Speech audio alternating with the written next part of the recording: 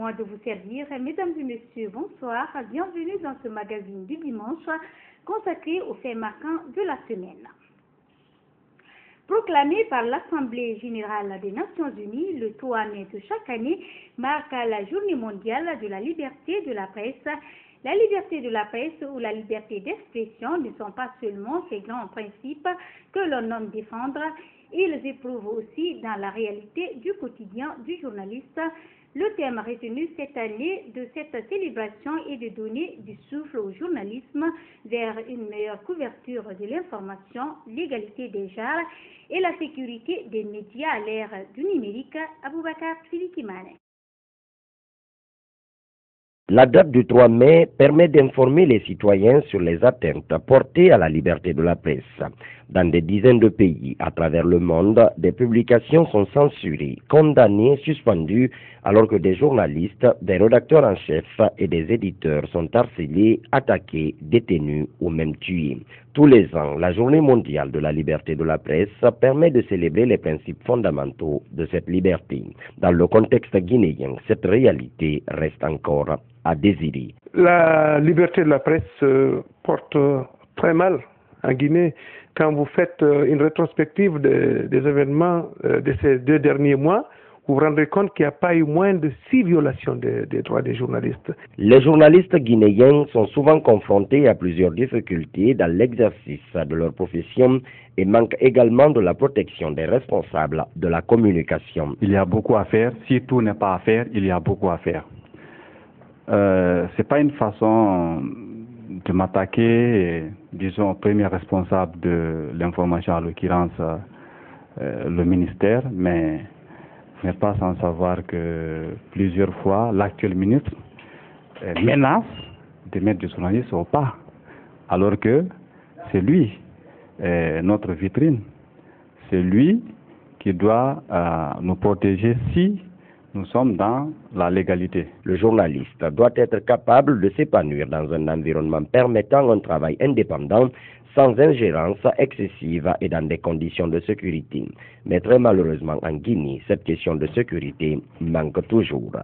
Les journalistes guinéens ont besoin d'un environnement sécurisé, ont besoin d'un environnement où ils ont accès à l'information sans que le journal ou le média pour lequel ils appartiennent ne soit un obstacle à ce qu'il ait accès à l'information. Face à toutes ces réalités, les responsables devraient s'impliquer pour permettre le respect de cette liberté. Les responsables à tous les niveaux, il serait très important qu'ils puissent ensemble se dire que permettre à cette presse d'évoluer dans un État, quand on le dit, je le mets entre griffes, démocratique, il serait important que l'État puisse à un certain niveau aussi savoir qu'est-ce qu'il a à faire pour pouvoir parler de cette liberté de la presse. On le dit, mais disons-nous les choses en face, on a encore du chemin à faire dans cette phase.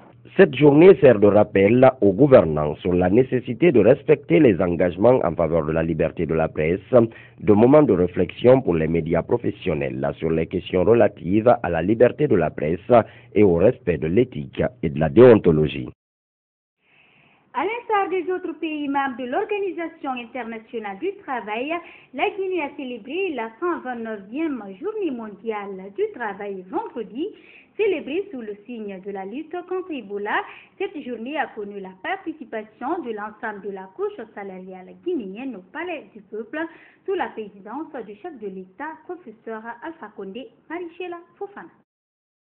1 minute de silence à la mémoire de tous les travailleurs morts, l'arme à la main. C'est par cet acte qu'a sonné le glas de la célébration du 129e anniversaire de la Journée internationale du travail. Une célébration mise sous le signe de la lutte contre l'épidémie de la fièvre hémorragique à virus Ebola. Le mouvement syndical guinéen s'est senti particulièrement touché par le phénomène, car il a causé des fermetures d'entreprises, sociétés, et par ricochet des mises en congé techniques et des licenciements de plusieurs travailleurs.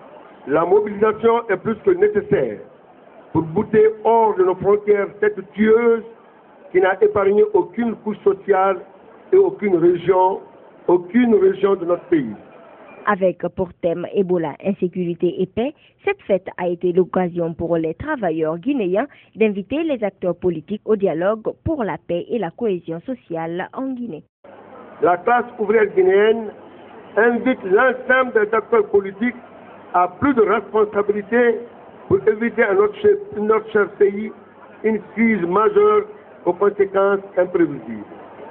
Il met en garde les extrémistes de tous bords pour leurs propos et actes démesurés dont les échos contribuent à taper les fondements de l'unité nationale. L'employabilité de la jeunesse était aussi au centre des préoccupations. Le mouvement syndical guinéen invite le gouvernement à initier des programmes et projets porteurs et capables d'absorber la forte demande des jeunes issus des écoles professionnelles, des universités et sans non-scolarité, dont la prise en compte constitue une menace pour la stabilité de notre pays. Une augmentation salariale de 40% avait été promise aux travailleurs de la fonction publique guinéenne. En avril 2015, 20% ont été acquises, ce dans le souci d'offrir de meilleures conditions de travail aux Guinéens. Président cette fête, le chef de l'État, professeur Alpha Condé, s'est adressé aux travailleurs guinéens. Suivez. Lorsque les dirigeants syndicaux eux-mêmes commencent à faire de la démagogie pour tromper le peuple, où on va? Nous avons entendu le premier discours du secrétaire général de la CNTG. Il vous a montré qu'il y a une crise internationale. Le prix du fer a baissé de 50% sur le marché. Les pays sont en crise sur le plan international. Et l'Ebola est venu. Il vous a dit, avec l'Ebola, les usines ont fermé, les investisseurs ne viennent pas, etc., etc., etc.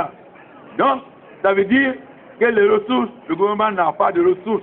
Parce que s'il n'y a pas d'entreprise, s'il n'y a pas d'investisseurs, où est la douane? Où sont les recettes fiscales? Après avoir entendu ça, de la bouche du secrétaire général de la CCG, vous avez un autre qui va vous présenter, nous, je ne sais pas quoi, etc. Hein? Et voilà, pam. Je crois qu'Amadou a parlé sur la presse de mars et l'autre a parlé à Conakry. Parce que sinon, on ne peut pas avoir deux discours aussi contradictoires, aussi opposés. Mais, lorsque je vous ai dit, ne tuez pas la poule aux œufs d'or. Pourquoi Afria a été fermée? Parce que votre base syndicale a donné le bâton pour nous frapper aux Russes. Ils ont fait une grève incontrôlée qui a permis à Ruissal de fermer Fria.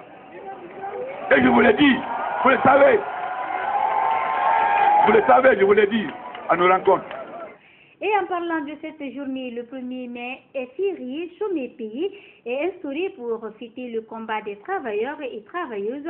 C'est aussi avec l'unité d'action syndicale COSATREG, ONLG et CGFOG.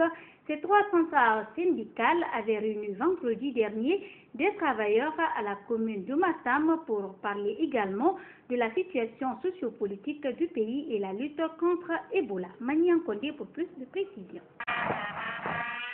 Il est 10 heures passées de quelques minutes lorsque les travailleurs et ouvriers guinéens ont rallié la commune de Matam, tous habillés de leurs plus beaux costumes pour célébrer la journée internationale du travail à l'instar des autres travailleurs du monde. Ce 119e anniversaire de la fête du travail a été placé sous le signe du renforcement de la cohésion sociale et la lutte contre Ebola. C'est pour cette raison que l'unité d'action syndicale, l'ONFLG, la COSATREG et la CGFOG ont interpellé les acteurs politiques et l'État guinéen à faire preuve de responsabilité. L'unité d'action syndicale, ONFLG, COSATREG, CGFOG, invite les acteurs de tous bords à faire preuve de responsabilité pour aller immédiatement à un dialogue sincère afin d'aboutir à des accords pour une paix durable au bénéfice de nos populations et de notre pays déjà très fragilisé. Créé depuis le 2 octobre 1958, le mouvement syndical guinéen connaît de nos jours plusieurs dysfonctionnements. Et pour retrouver sa place, mais aussi sa force d'antan, une refondation du mouvement est nécessaire. La nécessité d'une refondation du mouvement syndical s'impose à tous. Et pour y parvenir, trois approches sont envisageables. Premièrement, l'appropriation par les syndicats du concept de refondation du mouvement syndical guinéen. Deuxièmement, la tenue du second symposium des organisations syndicales guinéennes. Troisièmement, la rédaction d'une charte syndicale. Instaurée à ses origines comme la journée internationale annuelle des grèves pour la réduction du temps de travail à une journée de 8 heures, la journée internationale du travail est une occasion importante pour célébrer le combat des travailleurs et travailleuses du monde. Le 1er mai reste l'occasion d'importantes manifestations des ouvriers dans de nombreux pays. Politique dans cette rétrospective de la semaine, malgré la main tendue de la mouvance présidentielle à l'opposition pour la reprise du dialogue, elle tient toujours à ces manifestations de rue. D'ailleurs, l'opposition compte redescendre dans la rue demain lundi. La mouvance présidentielle, quant à elle, qualifie ces revendications de l'opposition républicaine comme une démarche qui vise à empêcher les préparatifs de la présidentielle pour en faire aboutir à la vacance du pouvoir. Maurice Sidibé à Dramanba. L'opposition républicaine et la mouvance peinent toujours à accorder leur violon pour la reprise du dialogue politique. Le lundi prochain, l'opposition entend battre le pavé sur l'ensemble du territoire national. La manifestation projetée pour le lundi 4 mai concerne effectivement tout le territoire national et non seulement les 5 communes de Conakry. La mouvance présidentielle, quant à elle, tend toujours la main à l'opposition pour dialoguer autour de la table au moment où celle-ci reste toujours figée sur sa position. Nous n'avions aucun problème avec le chronogramme de l'élection présidentielle qui aboutissait à l'organisation du scrutin au 11 octobre prochain. Cette main tendue du pouvoir vis-à-vis de l'opposition, c'est une opération de communication. Il est important que le processus électoral, durant le temps que prendra ce dialogue, soit provisoirement interrompu, comme cela fut le cas en 2013. Le porte-parole de la mouvance réagit aussi sur cette impasse. Dr Saliou Bella Diallo soutient que lors des dialogues précédents, l'opposition n'avait jamais posé de conditions préalables. Pour lui, cette démarche de l'opposition vise à entraver la préparation de la présidentielle afin de réclamer la vacance du pouvoir. Il n'a jamais été de préalable au cours de tous les dialogues qui ont eu lieu. Et pourquoi maintenant? L'opposition sait ce qu'elle est en train de rechercher.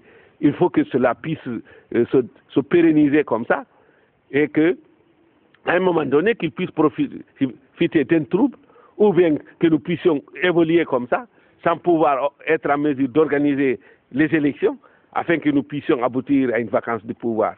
Ça, c'est exclu. Et il faut qu'ils sachent que ces manifestations belliqueuses, truffées de violence, la population n'en a plus besoin. Sur la question de savoir si le couplage de la présidentielle avec les communales et les communautaires peut être une voie de sortie de crise, le porte-parole de la mouvance s'insurge et déclare qu'il n'est pas nécessaire. Toujours au cours de cette semaine, la Commission électorale nationale et indépendante avait procédé au lancement de la révision des listes électorales, une opération qui vise à mettre à jour le fichier électoral. Mais à son début, l'opération a connu moins d'engouement des populations. Mamadi de Condé. Cette révision des listes électorales vise à inscrire ceux qui ont atteint 18 ans, ceux qui ont changé de quartier et radier les personnes décédées. Lancée le 24 avril dernier, l'opération connaît peu d'engouement dans les commissions administratives de révision. Pour le moment, nous n'avons pas de problème, bien qu'il n'y a pas d'affluence encore. Pour la journée d'hier, nous avons reçu une dizaine de citoyens. Ce citoyen est l'un des premiers à se rendre dans cette carle pour la matinée de ce lundi 27 avril. L'an passé, il y avait une date qui ne correspond pas à ma date de naissance. C'est à cause de ça celui-là aujourd'hui. Pour qu'ils mettent exactement la date exacte dont je suis né. Devant la carle 196 à Dabondi 3 dans la commune de Matoto, la plus grande circonscription électorale de Conakry, quelques citoyens vérifient leur nom sur les listes. Oui, j'avais mon nom à 2013. Je n'ai pas vu mon nom d'abord parce que j'ai dit que je vais passer là-bas, au foyer là-bas. Peut-être je vais trouver mon nom là-bas. Dans cette carle, le début des travaux a accusé un retard à cause d'une panne sur une machine de l'opérateur Gemalto. Bon, le 24, on n'a pas pu travailler. Je ne sais pas, les opérateurs ont dit qu'il y avait un problème de blocage.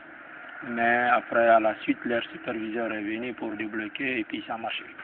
Pour ce genre d'opération, le Guinéen ne se mobilise qu'à la dernière minute. Pourtant, le plus tôt serait le mieux, conseille le président de la commission électorale communale indépendante de Ratoma. Au début, il n'y a pas pas, mais vers la fin, quand on va approcher la date limite de clôture, eh bien, vous allez trouver un engouement fou. Nous leur disons, il vaut mieux se faire enrôler maintenant. Attendre la fin, c'est pas tellement agréable, parce que finalement, il va y avoir beaucoup d'embouteillages. Malgré la contestation du calendrier électoral par l'opposition, cette dernière est représentée dans les différentes carles que nous avons sillonnées. Cette révision exceptionnelle des listes électorales dure 45 jours. Justice, dans cette rétrospective de la semaine, toujours Mohamed Traoré, alias B52, secrétaire fédéral de l'UFDJ, a une fois encore comparu cette semaine pour la deuxième journée. Arrêté pour attroupement illégal, le prévenu a été purement et simplement relaxé par le tribunal de première instance de Kaloum pour délit non constitué. Mohamed Traoré et ses avocats parlent d'un procès politique. B52 entend lutter contre l'injustice et promet de défendre son parti, l'UFDJ. Ouleimatou Kouroudiallo. Cette deuxième comparution de Mohamed Traoré au tribunal de première instance de Kaloum a mobilisé plusieurs membres de sa famille et de l'UFDG, parmi lesquels l'épouse de Cellou Dalein Diallo. Le secrétaire fédéral de l'UFDG, poursuivi pour attroupement illégal, a été purement et simplement relaxé par le tribunal. Je me suis levé avec mon confrère pour défendre ces citoyens qui étaient dans l'injustice. On l'a jeté entre les mains de la justice, il fallait le défendre. Le procureur s'est plié en 4. Vous avez suivi le débat pour dire que vraiment, il demande la relaxe. Mais je ne peux que me réjouir. Je souhaite que des choses comme ça cessent. Qu'on cesse d'envoyer des innocents à la justice pour leur opinion politique. Mohamed Traoré a été arrêté par la police le 20 avril dernier lors d'une manifestation de l'opposition au moment où il venait au secours de sa mère transportée à l'hôpital après avoir été victime de jets de gaz lacrymogène. B52 se réjouit de sa mise en liberté. Mon sentiment est très confortable quand même du tout. Le gouverneur qui m'a accusé quand même du tout pour dire non, il faut essayer de l'envoyer à la prison centrale. Il va essayer de rester là-bas jusqu'après des élections. Mais peut-être il s'est trompé quand même du tout. Peut-être si j'allais avoir de l'argent, j'allais avoir l'argent avec ce gouvernement-là. Mais je m'en fous de cet argent-là. Ah oui. Je suis dans l'IFDG, je mourrai dans l'IFDG et je vais rester dans l'IFDG. Le deuxième vice-président de l'UFDG venu apporter son soutien aux prévenus parle de la victoire de Mohamed Traoré contre le gouverneur de la ville de Conakry et la présidente de la délégation spéciale de Kaloum. Aujourd'hui, c'est le procès B52 contre le gouverneur et B52 a rapporté. Je pense que c'est une honte parce qu'on ne peut pas ramasser des citoyens libres comme ça et les amener en prison. Le secrétaire fédéral de l'UFDG à Kaloum a informé le tribunal sur les appels de menaces qu'il reçoit de jour au jour. Suite à mercredi du procès du journaliste du site Guinée Matin contre le gendarme Tambassa Keita, l'adjudant de la gendarmerie a encore brillé par son absence. À la phase des plaidoiries, le parquet qui avait reçu un certificat médical qui attestait que le journaliste Abdoulaye Oumoussou avait été blessé dans l'exercice de son métier exige la comparution du médecin légiste à titre du simple renseignement. Fallait Guilavogui pour plus de détails. Il souffre dans sa chair et dans son âme. Abdoulaye Oumoussou, le journaliste du site Guinée Matin, a été victime de coups et blessures volontaires de la part de l'adjudant Tambassa Keita alors qu'il couvrait la manifestation de la société civile au mois de février dernier. Le journaliste s'est constitué partie civile dans un procès qui traîne. Le gendarme refuse de répondre à la convocation du tribunal de première instance de Kaloum. Une attitude qui n'arrête pas la machine judiciaire. Au cours de la phase des plaidoiries, une audience est claire et le parquet a exigé que le médecin légiste qui a produit le certificat médical du journaliste comparaisse. Pour l'avocat de la partie civile, les faits commis sur le journaliste sont clairs. C'est que les faits sont clairs. Je suis convaincu que mon client est victime de coups et blessures volontaires. Les images sont là, les témoignages ont été apportés. Le véhicule dans lequel même le gendarme se trouvait ces jours-là, au palais du peuple, pour le maintien d'ordre, nous avons présenté les références de ce véhicule de gendarmerie. Donc les preuves sont réunies. Donc je suis convaincu que ce gendarme sera condamné. Face à la lenteur de la procédure, le journaliste du site Guinée Matin se sent inquiet, mais ne compte pas reculer. Si j'ai fait recours à la justice, c'est parce que je fais confiance à la justice. C'est pas parce que Tambassa m'a agressé que je ne vais pas continuer mon métier. Et je suis sûr que d'autres feront comme moi quand ils seront agressés. Tant que les journalistes seront agressés, ils porteront plainte Et tant qu'ils porteront plainte, je suis sûr qu'ils iront gain de cause. À travers les agissements de certaines brebis galeuses, l'image des forces de sécurité et de défense est suivie et soutienne le directeur de publication du site Guinée Matin. C'est l'image de la gendarmerie, des forces de sécurité de ce pays qui sont écornées. Quand on dit à l'extérieur qu'en Guinée, on peut convoquer un gendarme et qu'il refuse de se présenter, je pense que la gendarmerie devrait faire tout le nécessaire pour que d'abord celui qui avait violenté David Chopin soit déniché, qu'il soit sanctionné à la hauteur de sa forfaiture, parce que justement un jugement a été rendu dans ce sens, mais aussi que celui qui a violenté Abdoulaye Oumou soit présenté et qu'il soit sanctionné à la hauteur de sa forfaiture pour que sur le terrain, les gens comprennent que les journalistes ne sont pas des animaux à abattre. Le 4 mai prochain, ce feuilleton judiciaire verra son épilogue. Le gouvernement guinéen vient de signer un contrat de financement d'un prêt de plus de 4 millions de dollars américains avec la société aurifère de Guinée, SAG. Ce projet s'inscrit dans le cadre de l'électrification de 9 villages de Bouré dans la préfecture de Sigiri. La réalisation de ce projet touchera 126 850, soit 18% de la population de Sigiri, Nénéou Moubali.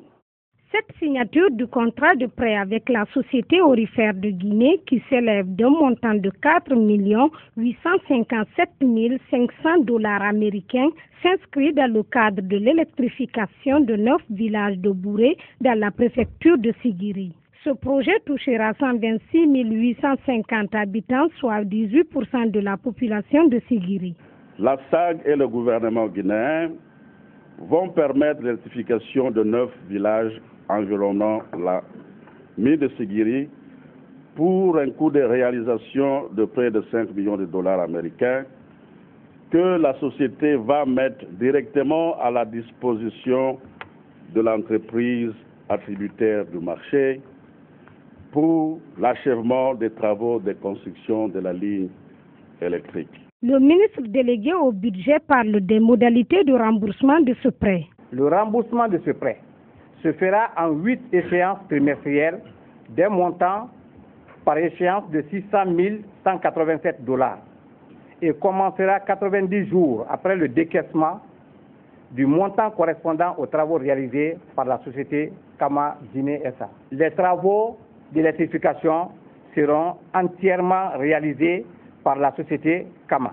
Le directeur général de la Société aurifère de Guinée a à cette occasion attiré l'attention des membres du gouvernement sur la situation difficile que vivent les travailleurs dans cette préfecture, notamment l'accès au jour. La SAG a besoin du soutien du gouvernement guinéen et des communautés afin d'avoir accès aux nouveaux gisements, ce qui pourrait allonger la vie de la société et faciliter la réalisation du projet d'extension de la mine. Nous souhaitons avoir accès à ces zones le plus tôt possible pour l'atteinte de nos objectifs de financement.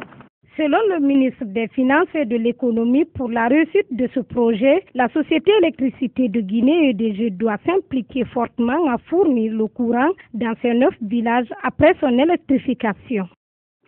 Toujours dans ce magazine du dimanche, lancement officiel en début de semaine à Conakry du dépôt des dossiers de candidature pour le concours national de recrutement pour la fonction publique. Cette première phase concerne le département de la santé. Les agents de santé étaient venus massivement pour faire le dépôt. Santifouri Souma Ouleimatou Kouroudiallo.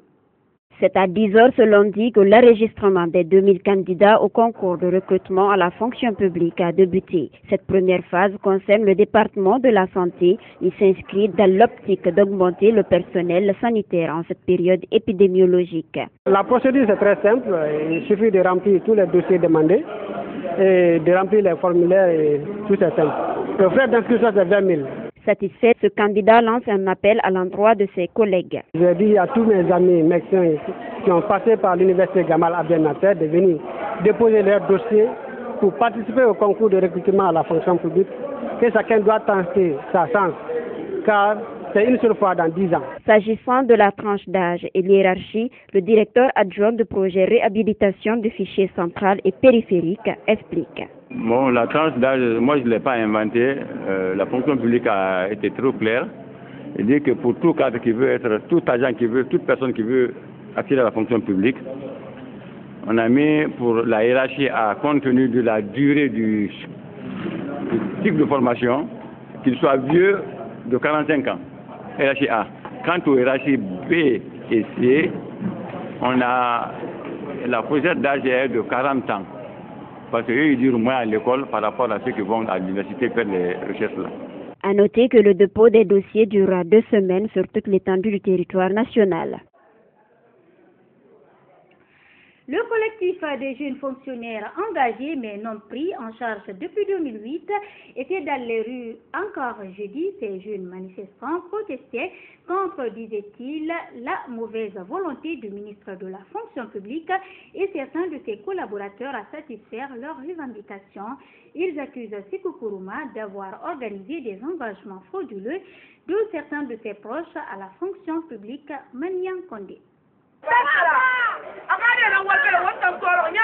Ils ont été engagés depuis 2008 à la fonction publique et laissés pour compte jusqu'à nos jours. Ces jeunes fonctionnaires non pris en charge par l'État guinéen ne cessent de réclamer la prise en compte de leurs revendications. Réunis encore en centaines ce jeudi dans les rues à Kaloum, ces manifestants ont brandi des preuves, disent-ils, irréfutables de la mauvaise foi du ministre de la fonction publique et de certains de ses proches de satisfaire leurs revendications. Parmi ces preuves, des arrêtés d'engagement, dit-on, frauduleux des proches du ministre Kourouma, notamment sa fille et son fils adoptif. Depuis 2009 à nos jours, et ils ont fini de régulariser la situation de leurs enfants dans le même dossier-là qu'ils veulent boycotter. Nous n'allons plus admettre cela. Je vous en prie, pour preuve, allez-y au ministère de la Pêche. Vous demandez qui est le chef comptable là-bas. Ils vous diront, c'est Nantenin Kourouma, sa propre fille qui est sur un faux arrêté d'engagement 1258. Monsieur Yansane qui parle aujourd'hui, il a sa fille adoptive, Yara Drami. Je dis haut et fort, sa fille adoptive, Yara Drami, qui sert au ministère des Affaires étrangères, qui est sur un faux arrêté. Elle n'a pas fait le recensement biométrique, mais elle est payée chaque fin du mois. Tout est vérifiable, hein? Tout est vérifiable. Que le président sache que Sékou Kourouma n'est pas là pour faire sa promotion. Il est là juste pour faire la promotion des médiocres.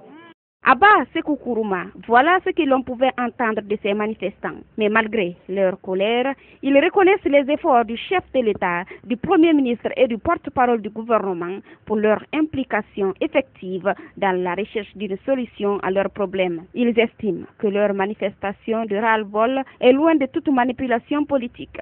Nous ne sortons pas parce que c'est les opposants qui nous poussent ou bien quoi que ce soit. Non, c'est à cause de notre avenir.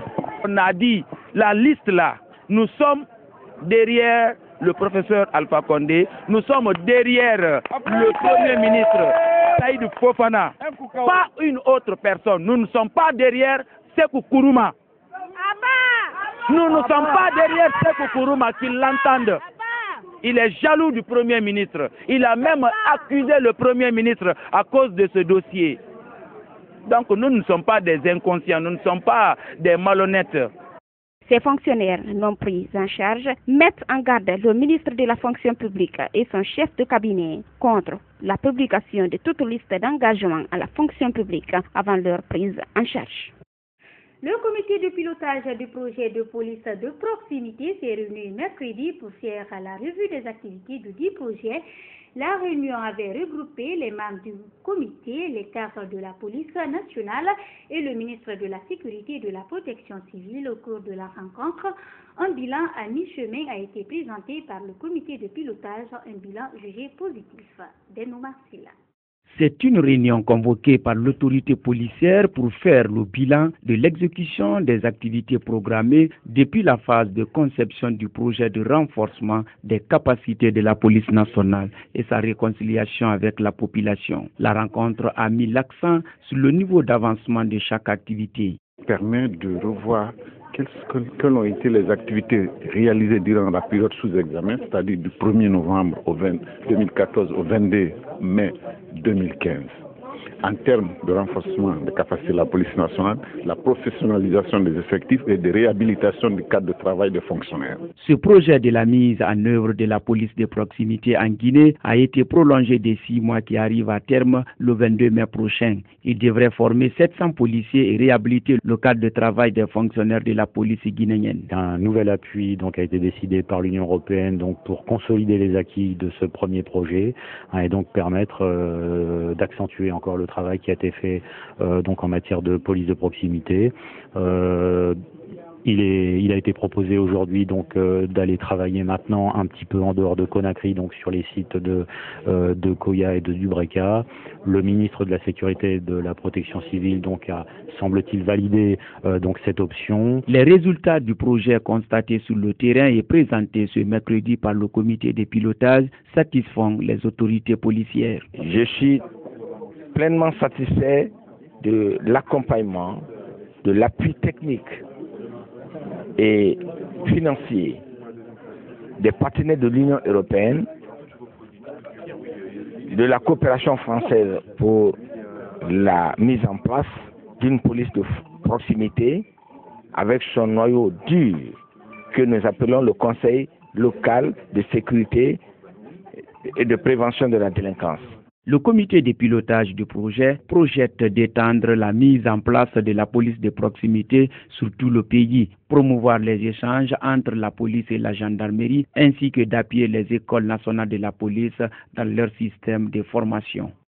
Enfin, le département de la culture et du patrimoine historique a un ministre après près d'une année de vacances. Dans un décret rendu public mercredi passé, le chef de l'État a fait un remaniement ministériel. Mohamed Amirou Konté, jusque-là secrétaire général du ministère de la Culture, a été nommé ministre du département. C'est un reportage de Marichela Fofana. 4 mois après le décès du ministre de la Culture et du Patrimoine historique, le nom de son remplaçant est enfin connu. Il s'agit de Mohamed Amirou Konté, secrétaire général du dit ministère depuis maintenant 1 an. Cette promotion ne risque pas d'alterner son engagement pour la chose culturelle. Mon engagement pour le développement de l'action culturelle ne change pas. C'est vrai que la tête d'une structure, qu'elle soit une entreprise ou un département, ça dépend du premier responsable. Et ce que nous avons imprimé ici comme démarche, c'est tout le monde qui travaille, c'est pas une personne qui travaille. Donc, pour cela, la démarche ne changera pas. Fervent acteur culturel guinéen, Mohamed Amirou Konté est imprégné des réalités de la culture de son pays. C'est pourquoi, depuis sa nomination comme secrétaire général, un plan d'action a été mis en place pour la relance de la culture en Guinée. Un plan d'action qui, selon lui, est prioritaire. Dans ce plan d'action, vous avez l'organisation des États généraux de la culture. Après, nous avons les quinzaines artistiques que nous voulons organiser cette année. Le dossier est déjà au ministère des Finances pour avoir le financement. Nous avons le Festival national que nous projetons pour 2016. Nous avons d'autres chantiers. C'est la participation de l'État guinéen dans la construction de l'Académie de la percussion à Dubreka. Outre ces projets, la mise en place d'une couverture sociale pour les hommes de culture est plus que nécessaire. C'est vrai que tous les jours, nous, on a reçu des morts, des malades, et on n'a pas le budget pour soutenir ces malades. On n'a vraiment pas de fonds dans la ligne budgétaire du ministère pour soutenir les malades. C'est des cas sociaux, mais si on peut régler le problème de couverture sociale et que cela soit un projet qui soit soutenu par l'État, j'espère que ces gars qui meurent aujourd'hui là à petit feu, ne vont pas, vont avoir une assistance avant de partir. Le mini-remaniement ministériel qui a conduit Mohamed Amirou Konté à la tête du département de la culture a aussi vu la nomination de Boubacar Barry Bigop comme ministre de l'Industrie, des petites et moyennes entreprises, également la venue de Jean-René Camara à la tête du département de la pêche et le ping-pong continue pour Luceni Camara, désormais ministre de la Ville et de l'Aménagement du territoire. Sport pour boucler ce magazine du dimanche, football, notamment le Sili national de Guinée, a un nouvel entraîneur. Il s'agit du Français Luis Fernandez qui était en négociation depuis quelques semaines avec la Fédération guinéenne de football, un choix qui ne fait pourtant pas l'unanimité dans le milieu sportif guinéen. Oumar Diaby. Le Français Luis Fernandez, nouveau sélectionneur de la Guinée, l'ancien international français et ex-entraîneur du Paris Saint-Germain, Luis Fernandez, âgé de 55 ans, a annoncé mardi qu'il devenait le sélectionneur du Sili national de Guinée. Ce fut long à se décider, mais j'ai décidé de bien prendre mon temps avant de m'engager, a-t-il expliqué sur Beansport dont il est consultant. Nous avons pris le temps de discuter du staff. Je serai accompagné de Kaba Diawara et d'Amara Simba. Mon objectif est la CAN 2017. En fonction de mes résultats, on verra comment se passera la suite de l'aventure. A rappeler qu'il n'a plus entraîné depuis la fin de son contrat au poste de sélectionneur d'Israël en 2011. Il est le consultant à la radio RMC dans l'émission Luis Attaque. Considéra-t-il les deux comme auparavant? Est-il le profil idéal dont la Guinée a réellement besoin vu son absence au plus haut niveau depuis belle lurette? Toutes ces réponses seront données par le Français d'origine basque attendu dans les prochains jours à Conakry pour animer une conférence de presse. Voilà, mesdames et messieurs, c'est tout pour l'essentiel des informations à retenir durant la semaine qui vient de s'achever. Merci de l'avoir suivi. L'information, c'est aussi en continu sur le www.groupeevasionguinée.info. Bonsoir chez vous.